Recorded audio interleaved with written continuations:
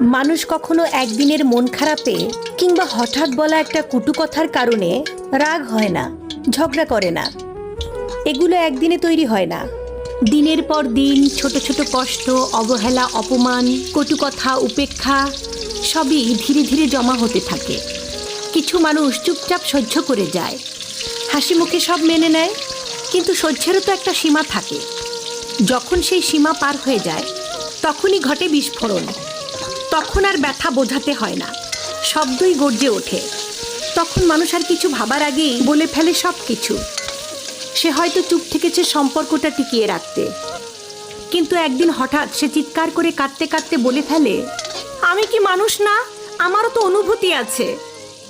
লোকে তখন ভাবে এই একটা কথায় এত রাগ কেন? কিন্তু তারা জানে না, ওই এক কথার পেছনে আছে শত শত না বলা কথা, অগণিত সহ্য করা।